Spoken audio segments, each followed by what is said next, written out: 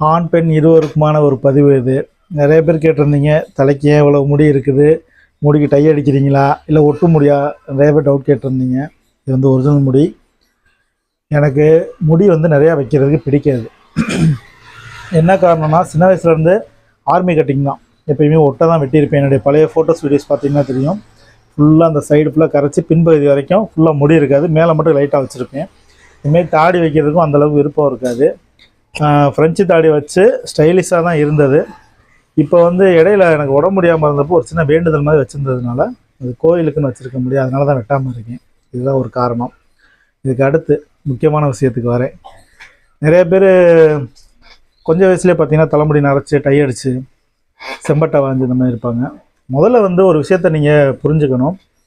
ஆணாக இருந்தாலும் பெண்ணாக இருந்தாலும் நம்மளுடைய தலைமுடியில் இருந்து கால் நகம் வரைக்கும் எல்லாமே நம்ம உடலில் வந்து சம்மந்தப்பட்டது. இந்த உடல் எதோட சம்மந்தப்பட்டதுன்னு கேட்டிங்கன்னா நம்ம மனசு சம்மந்தப்பட்டது.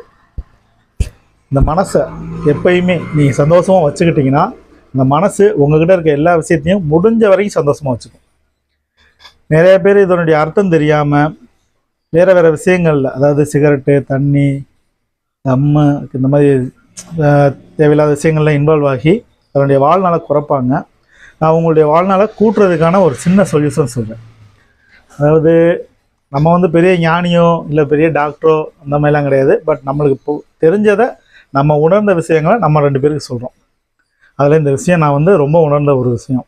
பொதுவாக ஒருத்தருடைய வயது, அந்த வயது எப்போ நிற்கணும் அப்படின்னு கேட்டிங்கன்னா, உங்களுடைய வயது எதை வேணாலும் நோக்கி போய்கிட்டே இருக்கட்டும், இப்படியே ஏறிக்கிட்டே கூட போட்டோம். ஆனால் நீங்கள் நிப்பாட்ட வேண்டிய ஒரே ஒரு விஷயம் என்னென்னா, உங்களுடைய வயதை உங்களுக்கு பிடிச்ச வாழ்க்கைன்னு ஒன்று இருக்கும் பார்த்தீங்களா. நீங்கள் ஸ்கூலுக்கு போனதில் இருந்து அதுக்கப்புறம் பள்ளிக்கூடம் போயிருப்பீங்க. அதாவது எல்கேஜிலேருந்து ஆரம்பித்து ஸ்கூல், அதுக்கப்புறம் காலேஜுக்கு அப்புறம் ஒர்க்குக்கு அப்புறம் மேரேஜுக்கு அப்புறம் அப்படியே ஃபேமிலின்னு போய்கிட்டு இருப்பீங்களா. இந்த ஸ்டேஜில் போய்கிட்டு இருக்க டைமிங்கில், அது ஸ்கூலாக இருக்கலாம், இல்லை காலேஜாக இருக்கலாம், இல்லை நீங்கள் காலேஜ்லேருந்து ஒர்க்குக்கு போன இடமா இருக்கலாம்.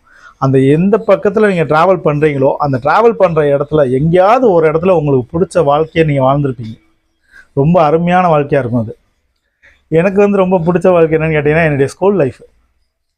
என்னோடய ஸ்கூலில் நான் எப்படி இருந்தனோ, அந்த பள்ளிக்கூடம் எப்படி இருந்ததோ, அந்த டீச்சர்ஸ் எப்படி நம்மளுக்கு சொல்லிக் கொடுத்தது, நல்ல விஷயங்கள், ஃப்ரெண்டுங்களோட விளாண்டது, இதை வந்து எப்பயுமே என் மனசில் ஓடிக்கிட்டே இருக்கும்.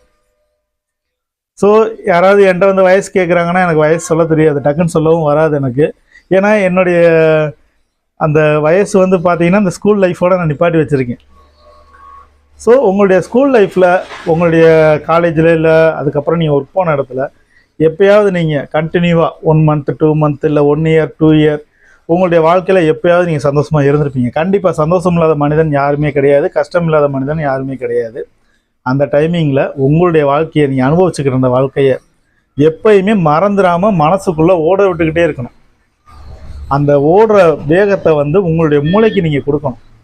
அப்படி நீங்கள் கொடுத்தீங்கன்னா தான் அந்த இதயமும் உங்களுடைய மூளையும் செயல்படும் போது ஒரு சுறுசுறுப்பை உங்களுக்கு கொடுக்கும். அந்த சுறுசுறுப்பு உங்களுடைய தலைமுடியிலேருந்து கால் நகம் வரைக்கும் உங்களுக்கு ஆரோக்கியத்தை கொடுக்கும். இதை முதல்ல நல்லா தெரிஞ்சுக்கோங்க. இப்போ நிறைய பேர் இப்போ கேள்விப்பட்டிருப்பீங்களா யோகா. இந்த யோகா என்ன பண்ணுவோம்னா, ஒரு இடத்துல மேட்டு விரித்து அதில் உட்காந்து என்னென்னமோ இந்த கால் கையெல்லாம் இந்த மாதிரி, அதுலேயே ஒரு வகையான யோகா இருக்குது. அமைதியாக உட்காந்து மனசை ஒருநிலைப்படுத்துறது ஒரு வகை யோகா. அதை விட மிகப்பெரிய ஒரு யோகா என்ன தெரியுமா, உங்களுடைய மனசை நீங்கள் சந்தோஷமாக வச்சுருக்குது. நான் எப்போயும் என்னுடைய மனசை சந்தோஷமாக வச்சுக்குவேன். என் கூட இருக்கவங்கள என்னால் முடிஞ்ச அளவுக்கு சிரிக்க வச்சு சந்தோஷப்படுத்திக்கிட்டே இருப்பேன். அவங்க சிரிக்கும் போது எனக்கு சிரிப்பு வந்துடும். ஸோ நான் சந்தோஷமாக இருக்கேன், என் கூட இருக்கவங்க சந்தோஷமாக இருக்காங்க. ஸோ கவலையை வந்து நம்ம எவ்வளவு தான் கிட்டக்க வச்சு பார்த்தாலும் சிறுசாக தான் பார்க்கணும். சந்தோஷம் நிறையா இருக்கும்போது கவலை சிறுசாக தெரியணும் நம்மளுக்கு. கவலையை நிறையா வச்சுக்கிட்டு சந்தோஷத்தை கம்மியாக வச்சுருந்தீங்கன்னா உங்களுடைய வாழ்க்கை உங்களுக்கு சொந்தமாக இருக்காது. வாழ்நாளோட எண்ணிக்கை வந்து குறைய ஆரம்பிக்கும். ஸோ உங்களுடைய வாழ்நாளை நீங்கள் கூட்டணும்னு நினச்சிங்கன்னா உங்கள் மனசில் எவ்வளோ சந்தோஷம் இருக்கோ அந்த சந்தோஷத்தை வெளியே கொண்டு வாங்க. டென்ஷன், அது வேலையில் இருக்கலாம், இல்லை தொழிலில் இருக்கலாம், இல்லை குடும்பம் நடத்துறதுல இருக்கலாம், அதுபோக நிறையா இருக்கும். நீங்கள் பார்த்துருப்பீங்க, நிறைய பேர் ரோட்டில் போகும்போது ட்ராவல் டைமிங்லேயே சண்டை போட்டே போவாங்க, டேய் வெளுங்கா போடா அப்படின்னு. அதுவும் இருக்கும். அதெல்லாம் தாண்டி சந்தோஷத்தை நம்மளாக வெளில கொண்டு வந்துக்கிட்டே இருக்கணும். மரஞ்செடியோட பேசுங்க, நாய்க்குட்டியோட பேசுங்க, பக்கத்தில் இருக்கவங்களோட பேசுங்க, ஏற்ற வீட்டுக்காரங்களோட பேசுங்க, சண்டை போடுற யார்கிட்ட வேணாலும் சந்தோஷமாக பேசுங்க. நீங்கள் சந்தோஷமாக பேசுனீங்கன்னா அந்த சந்தோஷம் உங்களுக்கு 2 மடங்காக திருப்பி வரும். நீங்கள் டென்ஷனை கொடுத்தீங்கன்னா அந்த டென்ஷன் உங்களுக்கு 4 மடங்காக திருப்பி வரும். ஸோ இதுதான் ஒரு மனுஷனுடைய வாழ்க்கையில் பேசிக் தத்துவம். இதுதான். சம்பாதிக்க ஓடுறோம், நானும் ஓடுறேன், நீங்களும் ஓடுறீங்க, எல்லாரும் அதுக்கு தான் ஓடுறோம். சம்பாத்தியத்துக்கு எவ்வளோ தூரம் நீங்கள் ஓடுறீங்களோ அந்த ஓட்டத்தில் கொஞ்சமாவது சந்தோஷத்தையும் சம்பாதிங்க. ஏன்னா நாளைக்கு நம்ம ஒரு இடத்துல பேசிக்காக உட்காந்துட்டோன்னு வச்சுக்கோங்க, கை கால் நடக்க முடியல, காது கேட்கலை, கண்ணு தெரியலை, வாய் பேச முடியல, ஒரு பக்கம் வாய் இழுத்துக்குச்சு. ஏன்னா ஆண்டவன் எப்போ எதை நம்மளுக்கு எழுதி வச்சுருக்கான்னு தெரியாது. வாழ்க்கையில் ஆண்டவன் எதை கொடுத்தாலும் நம்ம செய்ய தயாராக இருக்கணும். இன்றைக்கி இந்த தொழில் ஆண்டவன் நம்மளுக்கு தலையில் எழுதியிருக்கானா இந்த தொழில் தான் நம்மளுக்கு அப்படின்னா அதை மனசு ஒத்துக்கிட்டு நம்ம செய்யணும். அவ்வளவுதான். ஆண்டவன் எனக்கு கொடுத்த தொழில் எந்த தொழிலாக இருந்தாலும் நான் செய்ய தயாராக இருக்கேன் அப்படின்ற இடத்துக்கு வந்து நம்ம வந்துடணும். நிறைய பேர் பார்க்குறோம், ரோட்டில் போகும்போது பார்க்குறோம், நம்மளுக்கும் கீழே நிறைய பேர் இருப்பாங்க. நம்ம என்ன நினைக்கிறோம், நம்மளுக்கு மேலே இருக்க ஆளை மட்டும் பார்த்துக்கிட்டே இருப்போம். ஸோ நம்ம மேனேஜர் நல்லா இருக்காரு, நம்ம ஏற்ற வீட்டுக்காரன் நல்லா இருக்கானே, நம்ம அடுத்த வீட்டுக்காரன் நல்லா இருக்கானே, அவன் கார் வாங்கிட்டானே, இவன் இடம் வாங்கிட்டானே, இவன் வீடு வாங்கிட்டானே. ஆனால் அவங்க யார்ட்டையும் இல்லாத ஒரு விஷயம் அவங்கக்கிட்ட இருக்கும். கண்டிப்பாக அது சந்தோஷமாக இருக்கலாம், இல்லை வேறு ஏதாவது ஒரு திறமைகளாக இருக்கலாம். கடன் வாங்கி காரில் போகிறவனா ரொம்ப பந்தாவாக பார்த்துட்டு வணக்கம் சார்னு சொல்கிற அதே ஆள் தான் நம்ம சொந்த சைக்கிளில் போகும்போது மதிக்க மாட்டாங்க. அந்த உலகத்தில் தான் நம்மளும் இருக்கோம். அந்த உலகத்தில் இருக்க மனிதர்களில் நம்மளும் ஒன்று தான். நம்மளும் அப்படி தான். கடன் வாங்கி காரில் போகிறவன சார் வாங்க சார்னு கார் கதவை திறந்து விடுற நம்ம சொந்தமாக சைக்கிளில் வந்தவர்கிட்ட மதிக்கிறதே கிடையாது. ஸோ அந்த வேலையை வந்து நம்ம அவாய்ட் பண்ணிடலாம்.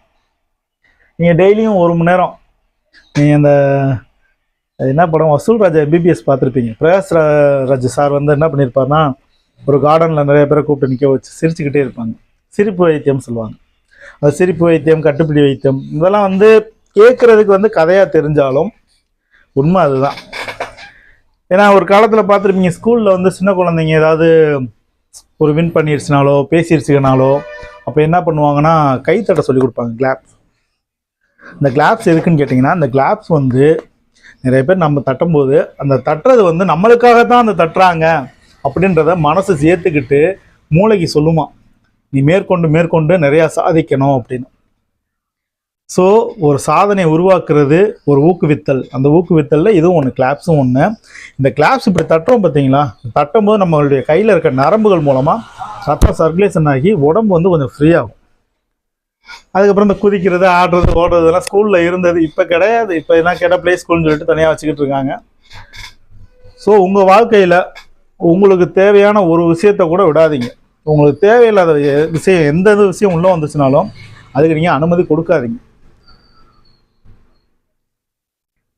கல்யாணம் ஆகிறதுக்கு முன்னாடி வேறு மாதிரி இருப்போம், கல்யாணம் ஆனதுக்கப்புறம் ஒரு மாதிரி இருப்போம், உடம்பு அளவுலையும் சரி மனசளவுலையும் சரி. ஸோ நீங்கள் எப்படி என்ன வேணாலும் பண்ணிக்கோங்க, சந்தோஷத்தை மட்டும் விட்டுறாதீங்க.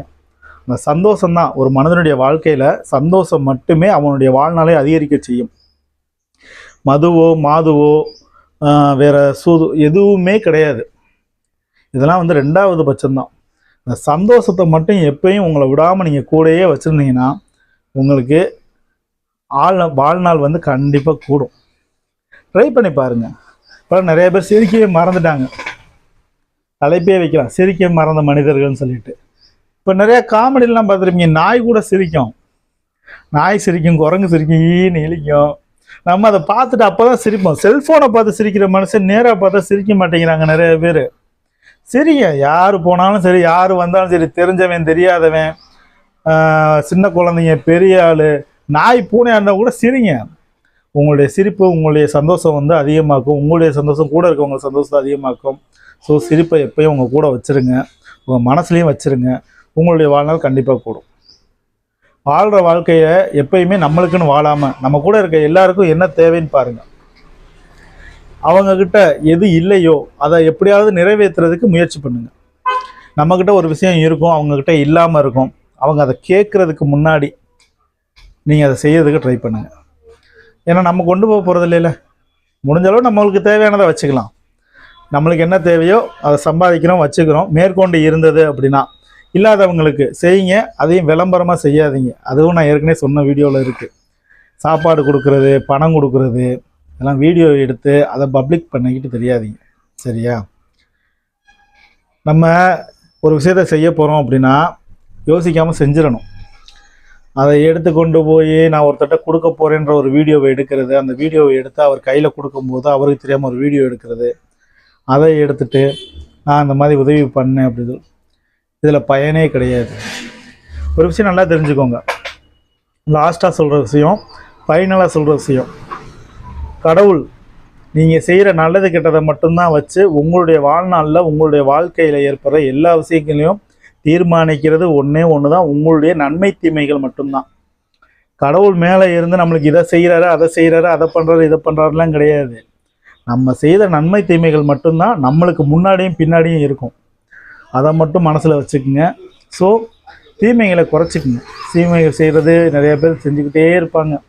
இப்போலாம் நிறையா நடக்குது. ஒரு குடும்பத்தை கெடுக்கிறதுல பிரிக்கிறது எல்லாமே நடந்துக்கிட்டு தான் இருக்குது. ஆண்டவன் கொடுக்குறான், கொடுக்கல, ஆண்டவன் செய்கிறான், செய்யலை, வேணாம், நம்ம செய்வோம். நம்மளால் முடிஞ்சதை 4 பேருக்கு செய்யுங்க. விளம்பரம் இல்லாமல் ஒரு அதாவது என்னமோ சொல்லுவாங்க, அதுக்கு பேர் சுயநலம். இந்த சுயநலம் இல்லாமல் நம்மக்கிட்ட இருக்கிறத 2 பேருக்கு கொடுங்க. உங்களால் முடிஞ்சது. ஒரு நாளைக்கு 1000 ரூபா சம்பாதிக்கிறீங்களா, ஒரு 50 ரூபா அடுத்தவங்களுக்கு செலவு பண்ணுங்கள். 5000 ரூபா சம்பாதிக்கிறீங்களா, 500 ரூபா செலவு பண்ணுங்கள். ஆண்டவன் உங்களுக்கு கொடுத்துக்கிட்டே இருப்பான். சிரிக்க வைங்க, கூட இருக்கவங்களை சிரிக்க வைங்க, நீங்களும் சிரிங்க, சிரிச்சுக்கிட்டே இருங்க. வாழ்த்துக்கள்.